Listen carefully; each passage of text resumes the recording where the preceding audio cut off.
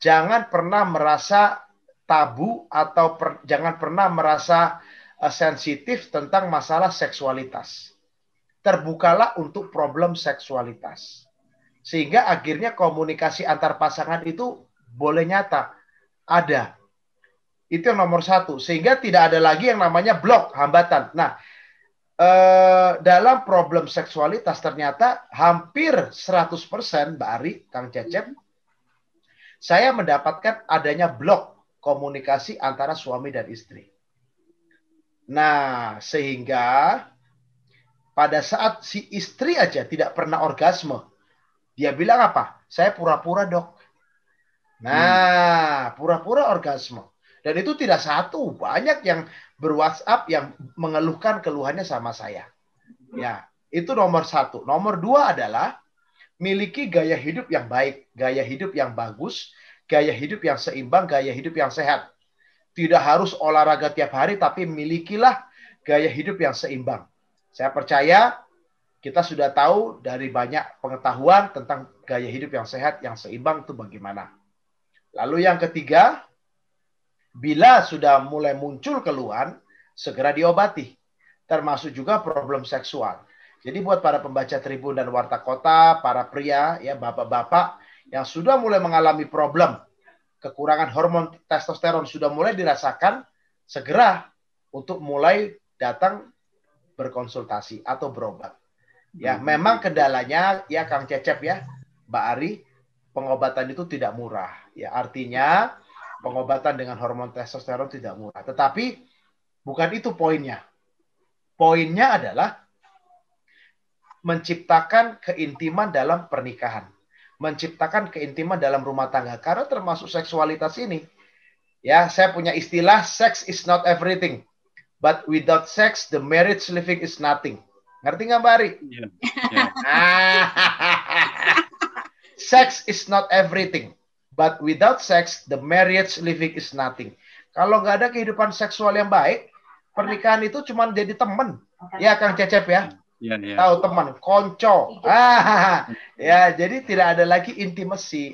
Gitulah ceritanya. Kayak sayur tanpa bumbu ya, Maria. Oke, iya, betul.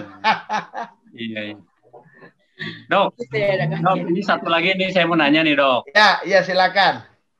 Kan ini sudah tercerahkan nih kaum ibu-ibu, ini kaum perempuan. Kalau kemudian nanti misalnya itu mergoki pasangannya punya will, nah kira-kira yang kan kalau sebelumnya mungkin sebelum tercerahkan ini mungkin hajarlah, kemudian mengajukan cerai lah. Nah, kalau sekarang kan sudah tercerahkan nih, maka jalan terbaik kalau kepergok suaminya itu punya will, ini kira-kira apa yang bisa dilakukan oleh pasangan perempuannya, Dok? Saya cuma bilang begini, Kang Cecep. Seorang pria, bahkan yang religius sekalipun, saya ulangi lagi, seorang pria, bahkan seorang pria yang religi sama sekali, yang artinya, santri yang namanya, hidup rohaninya taat sekali, Kang Cecep.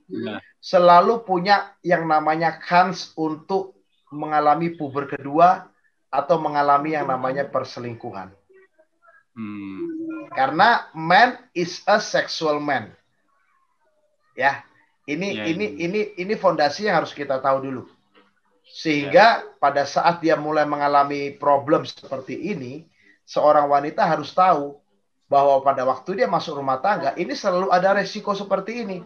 Selalu ada. Selalu ada. Sehingga saya katakan, perbaikilah sama-sama.